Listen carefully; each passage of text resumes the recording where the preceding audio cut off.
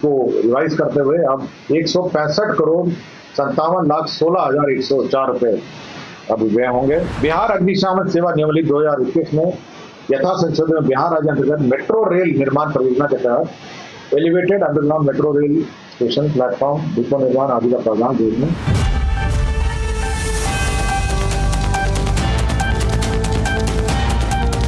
नीतीश कुमार की अध्यक्षता में हुई कैबिनेट बैठक, जहां 41 एजेंडों को मिली मंजूरी। इस बार राजनीति का कोई खेल है या सच में बिहार वासियों के लिए कुछ करने की एक नई पहल? नमस्कार, मैं सुरभि मानसी और आपने देखना शुरू कर दिया एकदम कड़क। मंगलवार को यानी 29 जुलाई को हुई कैबिनेट बैठक में, जो कि सचिवालय के मुख्य हॉल में हुई थी नीतीश कुमार की अध्यक्षता में, जहां पर 41 एजेंडों को मंजूरी मिली है, जिसमें पत्रकारों के पेंशन को लेकर, वृद्धा पेंशन को लेकर एवं राज्य युवा आयोग के पद के लिए और कई ऐसे एजेंडों के लिए मंजूरी दी गई है और उस पर चर्चा की गई है, जिससे बिहार में एक नई पहल छिड़ गई है। यानी बिहार को विकास की ओर अग्रसर करने के लिए और आम जनता को और अन्य लोगों को आगे बढ़ाने के लिए, युवाओं को प्रोत्साहन देने के लिए, मीडिया से जुड़े हुए लोगों को उनके पेंशन को लेकर बढ़ोतरी करने के लिए कई योजनाओं पर, एजेंडों पर मंजूरी मिली है। इसको लेकर अपर मुख्य सचिव डॉक्टर एस सिद्धार्थ ने पूरी विस्तृत जानकारी दी है। आइए जानते हैं। का एक प्रस्ताव था जिसके अंतर्गत जो जानकारी होगा कि सीतामढ़ी में जिलांतर्गत पुनरुद्धार मंदिर को पर्यवेक्षण विकास एवं आधारभूत संरचना निर्माण किया जा रहा है। इसी में जो भूअर्जन की राशि है उसको रिवाइज करते हुए अब 165 करोड़ 57,16,104 रुपए अब व्यय होंगे। कृषि विभाग का प्रस्ताव था जिसमें विभिन्न योजनाओं के अंतर्गत कार्यान्वयन विभिन्न स्तरों के तकनीकी एवं प्रशासनिक सहयोग करने के लिए कृषि विभागीय विभिन्न कार्यालयों में बिहार कृषि अधीनस्थ सेवा कोटि 1 प्रखंड कृषि पदाधिकारी समकक्ष अवर कृषि पदाधिकारी के पद हेतु कार्यालयवार पद पुनर्गठन की स्वीकृति दी गई। बिहार अग्निशमन सेवा नियमावली 2021 में यथा संशोधन में बिहार राज्य अंतर्गत मेट्रो रेल निर्माण परियोजना के तहत elevated underground metro rail station, platform, depot निर्माण आदि का प्रावधान देश में तथा मेट्रो रेल परियोजना से संबंधित अधिकार हेतु निर्धारित चेकलिस्ट को समावेशित करते हुए बिहार अग्निशमन सेवा संशोधन नियमावली 2025 को अधिसूचित किया गया। मेट्रो रेल को भी अभी अग्निशमन सेवा के दायरे में लाया गया और इसे क्लियरेंस की अग्निशमन जो नियमावली सेवा नियमावली है उसके दायरे में लाया गया। एक नए उद्योग का क्लियरेंस दिया गया है, इसके अंतर्गत messrs Mizuki power products limited है, ये lead acid battery and plates बनाएगी और मरंगा पूर्णिया में ये बनाएगी।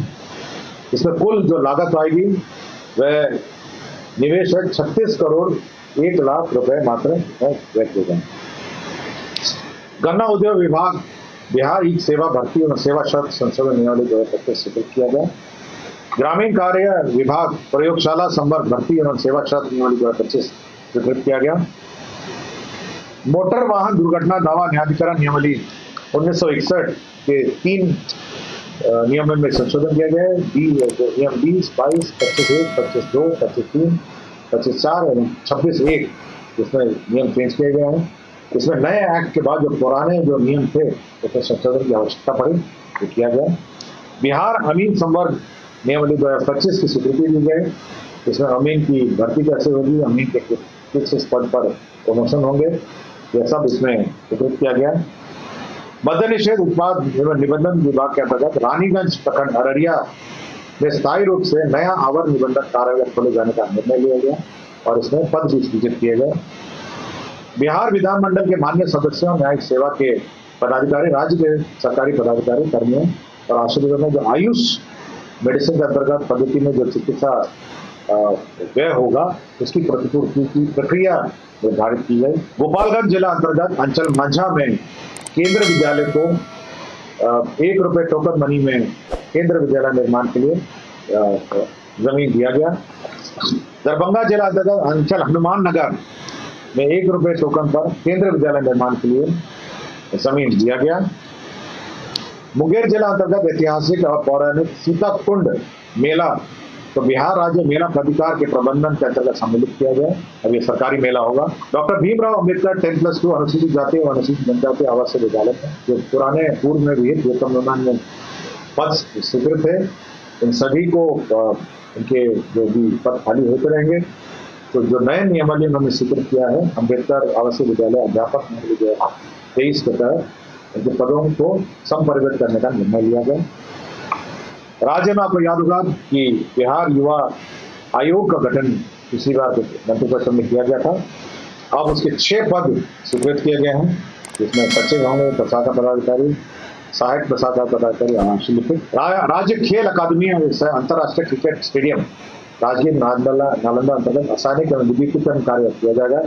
इसके अंतर्गत 1121 करोड़ 41,20,500 रुपए का पुनरीक्षित प्राक्कलन स्वीकृत किया गया। 40 मामलों में निर्णय 41। पहला एजेंडा था जो राज्य सरकार ने बिहार राज्य सफाई कर्मचारी आयोग गठन का निर्णय लिया है। आपको जानकारी होगा कि हमारे जो सफाई कर्मी हैं उनकी विकास और उनकी हितों की रक्षा करने के लिए एक सफाई कर्मचारी आयोग का गठन किया गया है। इसके अंतर्गत एक अध्यक्ष होंगे, उपाध्यक्ष होंगे, जिसमें 5 सदस्य होंगे, जिसमें एक महिला या ट्रांसजेंडर और 4 पदेन सदस्य होंगे। तो ये बिहार राज्य सफाई कर्मचारी आयोग का गठन राज्य सरकार ने करने का निर्णय लिया। दूसरा सूचना एवं जनसंपर्क विभाग का प्रस्ताव था, जिसके अंतर्गत बिहार पत्रकार सम्मान पेंशन नियमावली 2019 की 2 कंडिकाओं में संशोधन किया गया है। कंडिका 4.1 एवं कंडिका 5 में 4.1 में और 5 में ये जो दर है, जो पेंशन के दरें हैं, इसमें संशोधन किया है। इसमें जो पेंशन की राशि है उसको अब 6,000 से बढ़ा के 15,000 कर दिया गया है। और बिहार पत्रकार पारिवारिक सम्मान पेंशन योजना, पत्रकार सम्मान पेंशन योजना के लाभुक मृत्यु के उपरांत उनके आश्रित पति पत्नियों को जीवनोपरांत प्रतिमाह 3,000 रुपये पहले एक प्रस्ताव था, उसको बढ़ा के 10,000 रुपये कर दिया। तो जो 6,000 है उसको 15,000 कर दिया है, और जो 3,000 है उसको बढ़ा के 10,000 कर दिया गया है। अन्य जो 2019 की जो शर्तें हैं और नियमावली कंडिका है, पशु एवं मत्स्य संसाधन विभाग के द्वारा ये सेवा शर्त एवं नियुक्ति एवं सेवा शर्त संशोधन नियमावली 2025 स्वीकृत किया गया। बिहार राज्य के निर्वाचन आयुक्त हैं, उसके नियम 5 में संशोधन करते हुए अब ये री अपॉइंटमेंट हो सकेगा 65 साल के बाद भी 3 वर्षों के लिए, यह प्रावधान किया गया है। पशु एवं मत्स्य संसाधन विभाग के द्वारा विभिन्न डेयरी से संबंधित परियोजना की स्वीकृति प्राप्त की गई है। इसके अंतर्गत राज्य योजना के अंतर्गत सिडबी क्लस्टर विकास निधि के अंतर्गत दरभंगा में 2 लाख क्लस्टर का 2 लाख लीटर प्रति दिन क्षमता के डेयरी संयंत्र की स्थापना का निर्णय लिया गया। इसके अंतर्गत 71 करोड़ 32 लाख रुपए व्यय होंगे। पशु एवं मत्स्य संसाधन विभाग के अंतर्गत राज्य योजना के तहत यह भी सिडबी का था। डेयरी ओन सोन रोहतास में 30 मीट्रिक टन प्रतिदिन क्षमता का दुग्ध चूर्ण मिल्क पाउडर निर्माण का निर्णय लिया गया। इसमें 69 करोड़ 66 लाख रुपए व्यय होंगे। राज्य योजना के अंतर्गत सिडबी के अंतर्गत ही वजीरगंज गया में 2 लाख लीटर प्रतिदिन क्षमता का डेयरी संयंत्र स्थापना का निर्णय लिया गया।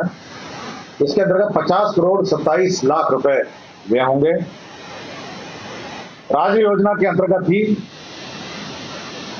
सिडबी क्लस्टर विकास निधि के अंतर्गत सीतामढ़ी में 30 मीट्रिक टन प्रतिदिन क्षमता का दुग्ध चूर्ण संयंत्र मिल्क पाउडर निर्माण का निर्णय लिया गया।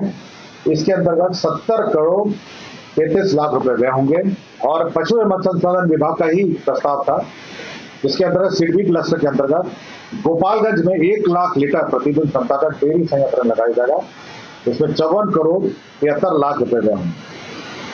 तो ये सभी विभिन्न जिलों में डेयरी का स्थापना और मिल्क पाउडर निर्माण का स्थापना करने में लिया गया। कुल मिलाकर बिहार सचिवालय में ये जो कैबिनेट बैठक हुई है वो विकासशील कार्य, प्रभावशाली कार्य का एक अच्छा सा रोड मैप है, जो कि स्वास्थ्य व्यवस्था, शिक्षा व्यवस्था एवं पत्रकारिता के क्षेत्र में और युवाओं को प्रोत्साहन देने के लिए कार्य होगा। यानी कि इस बार के बिहार के विधानसभा चुनाव को मद्देनजर रखते हुए नीतीश कुमार ने और उनकी सरकार ने अपनी कमर कस ली है और युवाओं को, पत्रकार को एवं स्वास्थ्य सेवाओं को प्रदान करने वाले डॉक्टर्स को और हर क्षेत्र के लोगों के लिए कुछ न कुछ नए पहल की मंजूरी दे दी है, प्रस्तावों की मंजूरी दे दी है। इससे काफी लाभ पहुंचेगा लोगों को, युवाओं को तो प्रोत्साहन मिलेगा ही, डॉक्टर्स को भी युवाओं को प्रोत्साहन तो मिलेगा ही, साथ ही साथ स्वास्थ्य व्यवस्था और प्रशासनिक व्यवस्था भी बेहतरीन होगी। सबसे अच्छी बात है, ये खुशखबरी है कि पत्रकार जो होते हैं वो एक नजरिया रखते हैं, लोगों को उनकी सही सटीक जानकारी देते हैं, उनकी जरूरतों को मद्देनजर रखते हुए उनकी पेंशन की जो राशि है